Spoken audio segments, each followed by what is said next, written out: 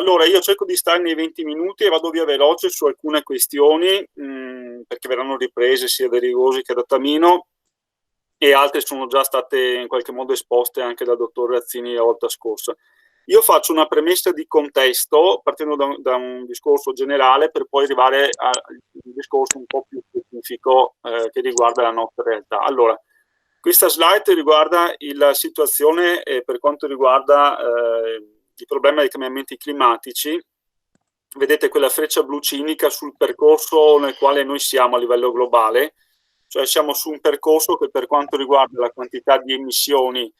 annuali ci porta al 2100 a una previsione di temperatura, di un aumento di temperatura tra 3 e 5 gradi.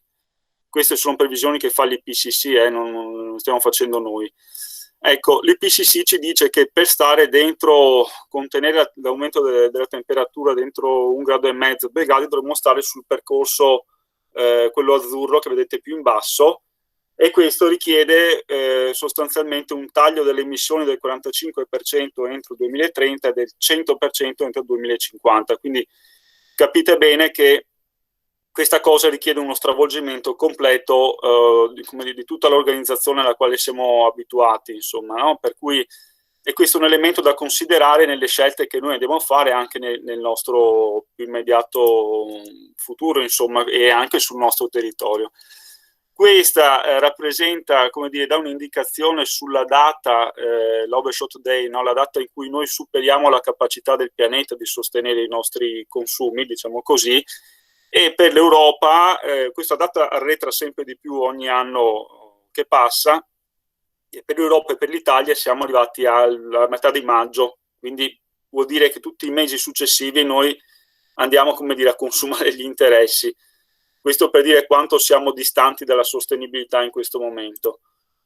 Questa è la situazione della pianura padana che conoscete bene, una delle aree più inquinate del mondo, e questi sono i dati dell'Agenzia Europea per l'Ambiente che ci dicono che in Italia siamo tra i 70 e gli 80 mila morti ogni anno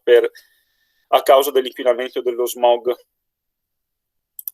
L'Europa sembra aver capito, almeno dal punto di vista normativo, almeno dal punto di vista di alcune indicazioni, tutte queste problematiche, e per quanto riguarda i rifiuti nel 2018 ha emesso una nuova pacchetto di direttive, sono 4, sull'economia circolare, dove punta tantissimo sul recupero della materia, sul riuso e sulla prevenzione della produzione del rifiuto. La cosa importante da sottolineare appunto è che, a differenza del pacchetto precedente, l'incenerimento con o senza recupero di energia non viene più considerato una forma di recupero, ma viene considerato una vera e propria forma di smaltimento al pari della discarica. E questo è importante perché in Italia su questo tema c'è stata sempre confusione, e anche nella presentazione scorsa del dottor Razzini ho visto che questo elemento tornava. Qui siamo alla produzione, sono dati ARPA, questi che vi faccio vedere, dei rifiuti nella nostra regione. Vedete che dopo il picco, diciamo, pre-crisi, ci stiamo assestando su un quantitativo di circa 2,2-2,3 milioni di tonnellate di rifiuti globalmente intesi. Il Veneto però, come la Lombardia, come altre regioni del nord Italia, diciamo, è molto avanti nel ciclo dei rifiuti e sulla raccolta differenziata, e questo va riconosciuto da un merito di cui possiamo vantarci tutti, insomma, ognuno con le proprie responsabilità e il proprio peso. La cosa che volevo farvi notare qui è che appunto la linea nera che vedete che decresce con un andamento abbastanza vertiginoso e poi appiattendosi un po' alla fine, ma comunque sempre con un trend decrescente, è quella del rifiuto secco residuo, perché ovviamente aumentando la differenziata diminuisce la quantità di rifiuto secco da smaltire in discarico o presso gli inceneritori. Ecco, questo è un dato importante perché ci dà l'andamento in cui noi siamo in questo momento. Per quanto riguarda la nostra situazione, siccome l'altra volta sentivo elogi per quanto riguarda Venezia, il bacino veneziano, certamente insomma in Veneto siamo avanti, però magari alcune precisazioni vanno fatte. Intanto sulle percentuali di raccolta differenziata.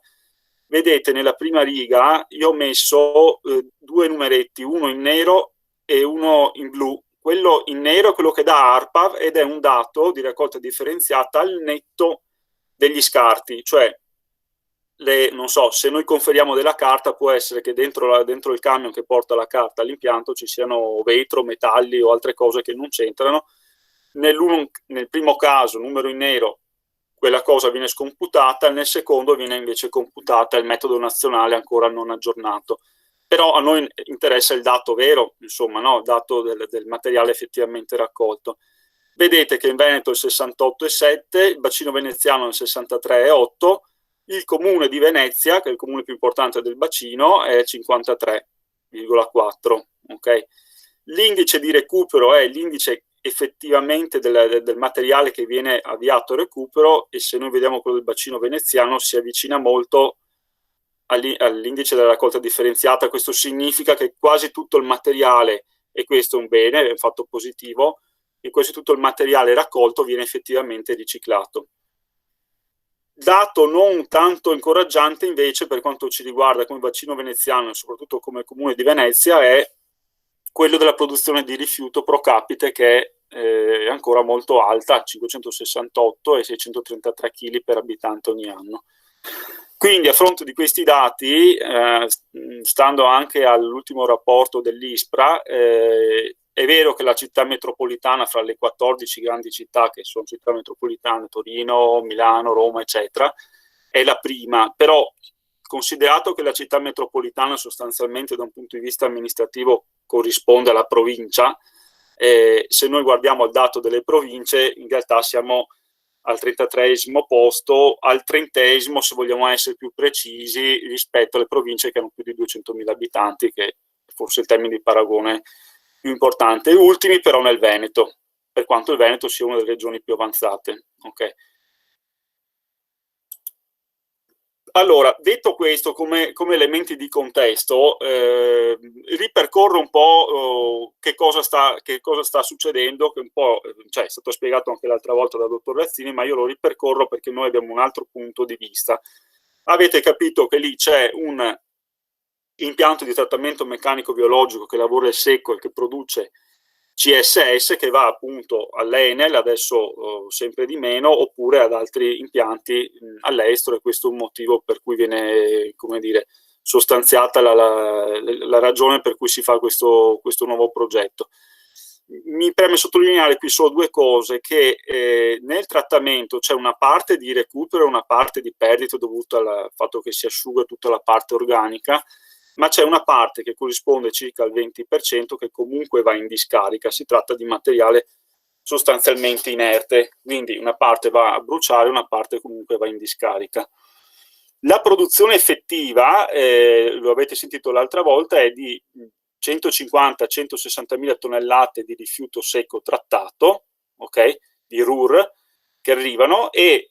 da cui vengono ricavate circa 60.000 tonnellate di CSS. Quindi questa è la nostra situazione attuale.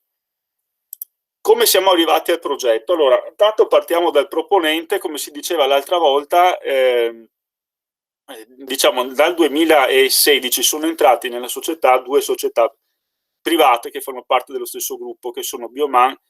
e Aglux, del gruppo Finam, della famiglia Mandato. Io adesso non entro nel dettaglio della storia del Mandato, del gruppo Finam, però vi consiglio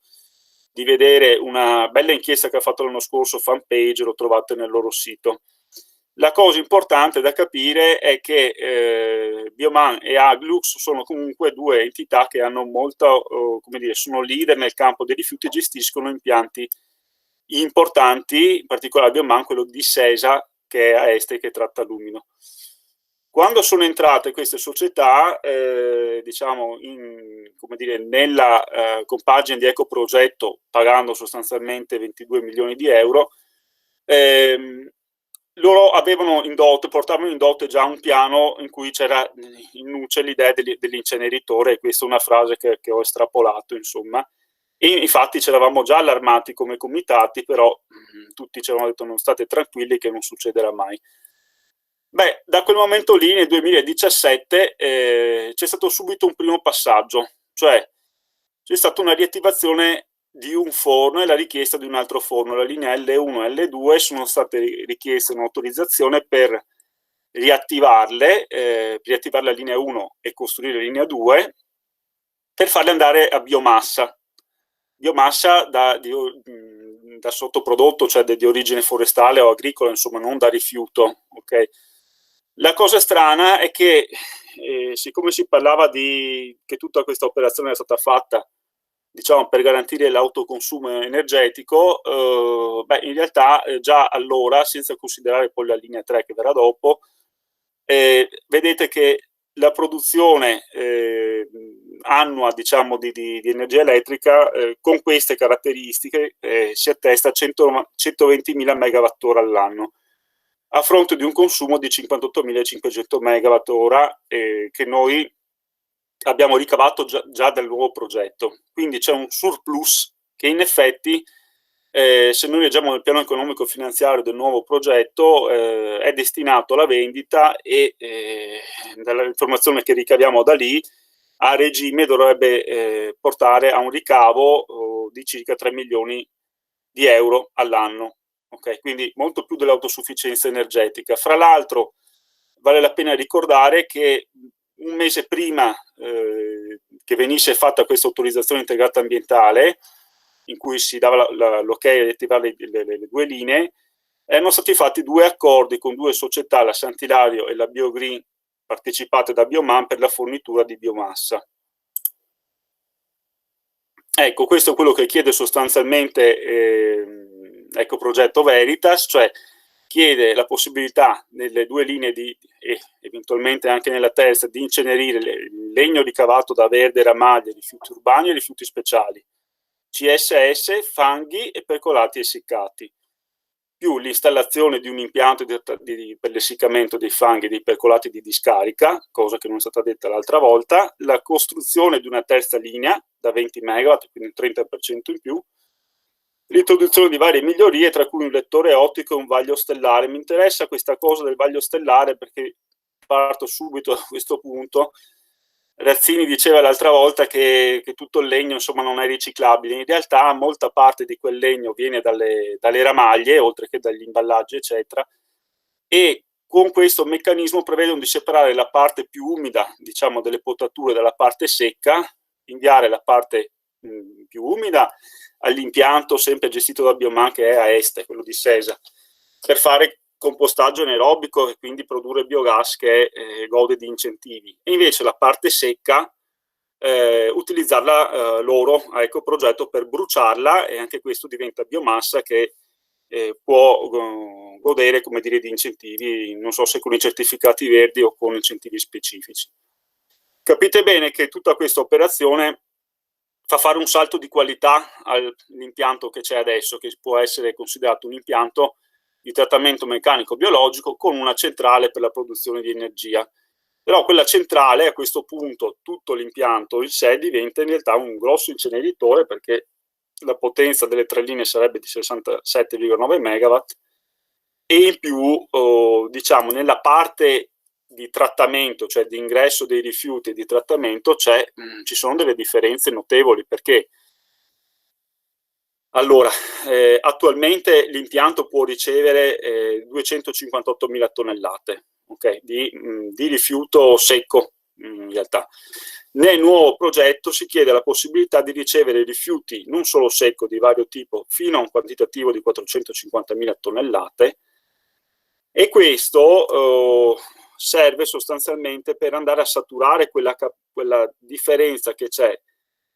tra la vecchia autorizzazione di lavorare 258.000 tonnellate e le 160 effettive che sono lavorate. In questo modo, cioè aumentando la quantità di materiale che può arrivare all'impianto, domani, come dire,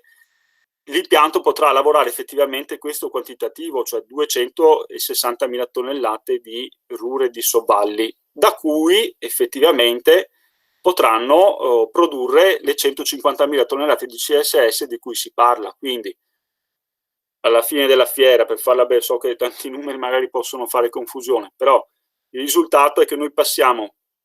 da una produzione reale, attuale, di 60.000 tonnellate di CSS a una situazione di produzione potenziale, cioè la massima capacità produttiva di 150.000 tonnellate di CSS, che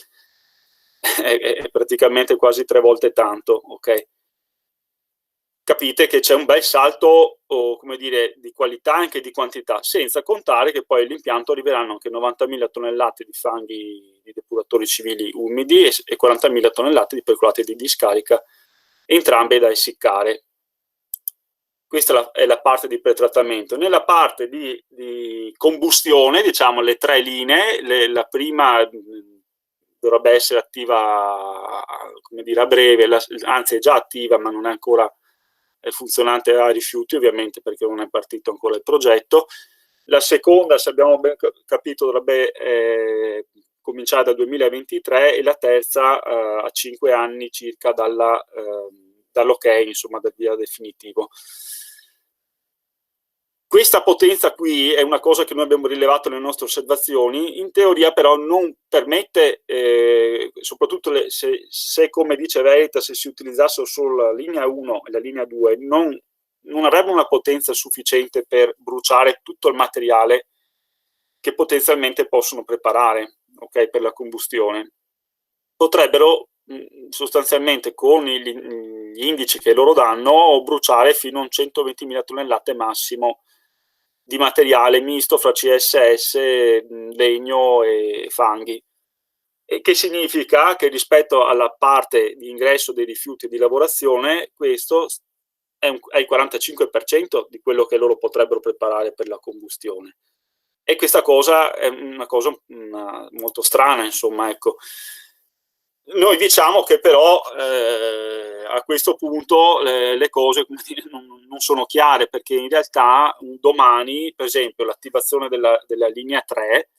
potrebbe portare a un aumento della produzione in fase di combustione del 30% in più. Potrebbero esserci dei revamping, potrebbe essere che comunque lavorando sul potere calorifico dei rifiuti, cioè abbassandolo o bruciando rifiuti che hanno meno potere calorifico, ci stia più cose dentro il forno, cioè nel senso come capacità produttiva. Quindi temiamo che una volta che si è dato l'ok, in realtà la produzione dal punto di vista della combustione aumenti rispetto alle quantità indicate oggi, perché i presupposti effettivamente ci sono. La cosa che poi non ci torna è che, da quanto ci risulta, non siamo a conoscenza di inceneritori che fanno questo tipo di lavorazione, cioè che prima di bruciare preparano il CSS, perché preparare il CSS è come dire, un processo costoso, cioè che è anche da un certo punto di vista utile, nel senso che comunque recupera una parte del materiale, ma costa molto in termini economici, in termini anche di risorse necessarie. Quindi a quel punto, una volta che i forni sono attivi, noi riteniamo che insomma la cosa più conveniente da un punto di vista economico, ragionando in termini economici, quindi di impresa, sarebbe quella di bruciare il rifiuto tal quale, non di fare tutto il processo di trattamento meccanico-biologico. Però insomma questa è la nostra, come dire, idea, ecco. Vengo alla questione dei fumi, sulla valutazione di impatto ambientale non dirò tutto, insomma, però la questione dei fumi, che è quella più importante, penso vada un attimo affrontata. Allora, nello studio di impatto ambientale c'è scritto che sostanzialmente l'impianto avrà effetti solo, diciamo, nel territorio del Comune di Venezia, cosa che noi abbiamo subito fatto notare, una cosa che fisicamente non è possibile, perché da cammini alti 60 metri i fumi si spargono, come dire, in un'area ben più vasta, come adesso andremo a vedere. Non è stata fatta alcuna considerazione rispetto alle emissioni, come diceva il Presidente, sulla questione dei PFAS. Noi, allora, questo è un tema tutto nuovo. Sapete che i PFAS sono stati al centro di tutta la questione dell'inquinamento nel Vicentino, nel Padovano, nel Veronese. C'è un problema di smaltimento di questi fanghi e anche dei percolati che sono ricchi di queste sostanze, oltre che di altri composti tossici. Però noi abbiamo trovato per esempio uno studio dell'Agenzia Americana per l'Ambiente che dice attenzione, perché su larga scala, cioè a livello di impianto, non c'è nessuna evidenza, e soprattutto i PFAS sono composti molto diversi tra loro, oltre 4.700, alcuni di questi richiedono temperature ben superiori ai 1000 gradi. Ieri abbiamo pubblicato sulle nostre pagine una ricerca che è stata fatta nello stato di New York, negli Stati Uniti, dove presso un inceneritore stanno bruciando sostanzialmente grandi quantitativi di PFAS e hanno trovato al suolo, facendo dei campionamenti, hanno trovato alte concentrazioni di PFAS nei dintorni, come dire, dell'area dell'inceneritore. Quindi questo, come dire, è una dimostrazione pratica che forse le cose non sono così sicure e tranquille, ecco. Vedete, per quanto riguarda le emissioni, questa è uno studio che era stato fatto nel 2007 dalla provincia di Venezia sulle ricadute delle diossine e dei fumi dei vecchi inceneritori e degli impianti di Porto Marghera, e vedete che le linee di isoconcentrazione, queste linee che vedete, si estendono ben al di là del punto di emissione, insomma, no? Invece, nello studio presentato da Ecoprogetto, lo studio è stato basato su 6 stazioni, tutte nell'intorno dell'impianto a una distanza massima di 3 km, cosa che noi abbiamo fatto notare perché abbiamo detto forse sarebbe il caso di vedere che cosa succede un po' più distante nel territorio metropolitano. Questi, sempre restando allo studio della provincia di Venezia, sono dei parametri di confronto delle diossine, cioè loro avevano studiato nella decade 90-2000 quante emissioni mettevano, quante diossine mettevano in termini di milligrammi anno i vari impianti. Vedete che l'autorizzazione che Ecoprogetto chiede è mettere 2239 milligrammi all'anno di diossine, furani e PCB. Allora, questo dato rispetto ai dati di allora del 90-2000 è un dato estremamente significativo. Tenete conto che 1 milligrammo è tantissimo, perché l'effetto della diossina o di queste sostanze che sono bioaccumulabili si misura in picogrammi, vedete sotto il limite soglia che dà l'OMS. Quindi anche questo per dire che l'altra volta il dottor Alzini parlava di valori limite di legge, valori attesi, eccetera, però, come dire, nelle loro carte, nelle schede di progettuali, loro chiedono di poter emettere fino a quella quantità. Quindi, diciamo, una volta ottenuta è una patente, diciamo, che loro hanno, e poi si raggiunga o meno non lo sappiamo, però è un dato. Non è che chiedono di poter emettere fino al valore atteso, chiedono di poter emettere fino a quei valori lì che sono appena sotto le soglie di legge. Questi sono alcuni dati su alcuni dei composti che che saranno emessi, diciamo, a pieno regime, considerate 2 linee. Vedete PM10, NOx 219 tonnellate per anno, se confrontati col settore rifiuti del Veneto è parecchia roba, insomma, e poi metalli, SO2, eccetera. Totale di fumi, considerata anche la terza linea, comunque potrebbero essere fino a oltre 6 miliardi di normal metri cubi, insomma, di metri cubi, che escono da quei camini, e che non è poca cosa. Quindi abbiamo messo in luce un po' tutta una serie di questioni sulle lacune dei fumi, alcune le ho già dette,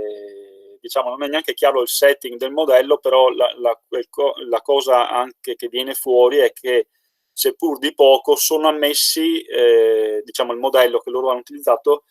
fa vedere che alcuni sforamenti ci sono per quanto riguarda gli NOx, PM2,5 e gli idrocarburi policiclici aromatici, di poco, ma e rispetto solo alla stazione del Parco Bissuola,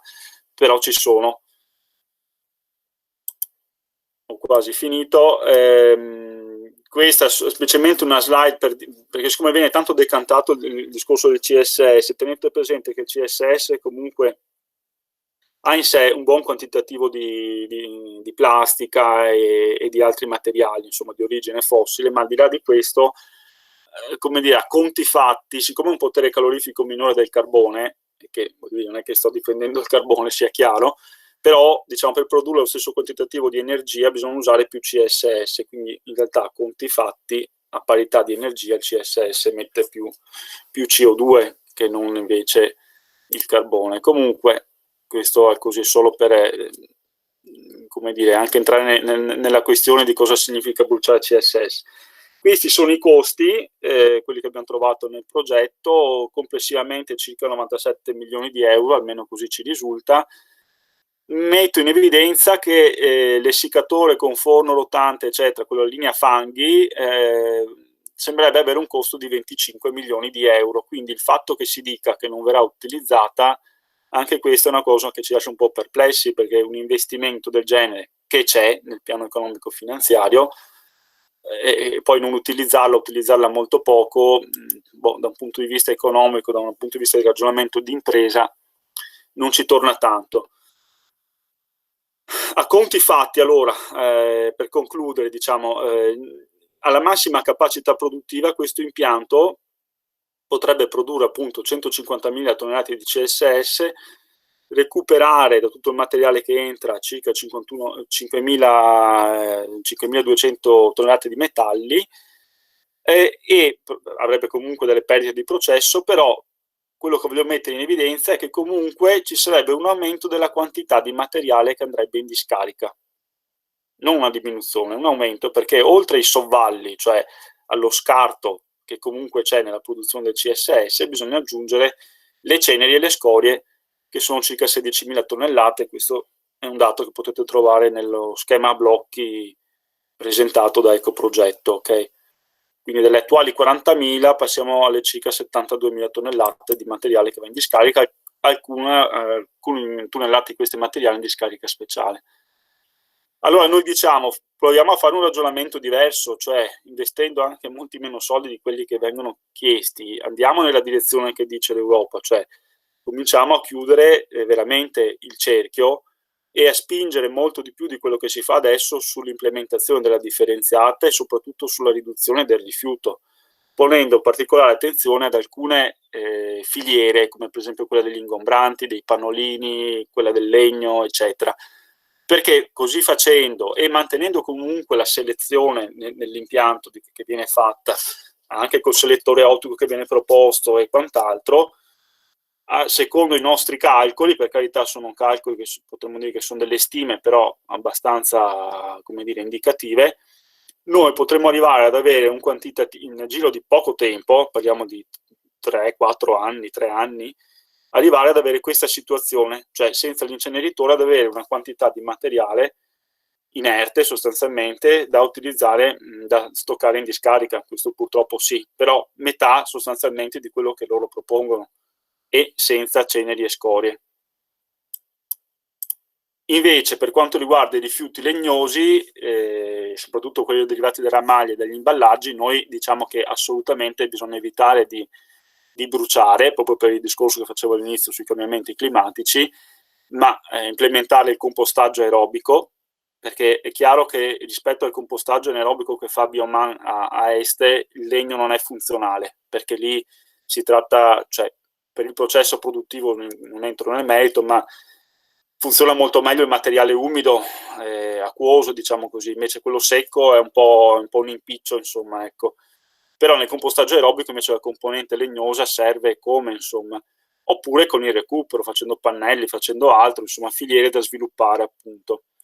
Per quanto riguarda i fanghi percolati, soprattutto quelli inquinati dai PFAS, purtroppo non c'è altra soluzione, come se noi parlassimo fatte le debite proporzioni di scorie radioattive o di altri rifiuti che produciamo e che non dovremmo produrre. Una volta che li hai prodotti, la soluzione non è spargerli nell'aria, ma ovviamente cercare di renderli più inoffensivi possibile e stoccarli comunque in discariche speciali che bisogna individuare. Lì a Fusina, sull'aspetto dei fanghi di escavazione dei canali delle lagune, insomma, purtroppo stanno facendo discariche, ma non c'è soluzione, perché tutto l'inquinamento creato nei decenni passati purtroppo va gestito così, c'è niente da fare. Noi riteniamo che bruciarli però e eliminare quelle sostanze nell'aria sia peggio, insomma, ecco, questo è il concetto. Ho finito, scusate la lunghezza, queste sono le associazioni e sono sempre di più che, come dire, si stanno schierando contro questo progetto, e anche alcune forze civiche e politiche, insomma, stanno prendendo posizione. Io direi che mi fermo qui e vi ringrazio.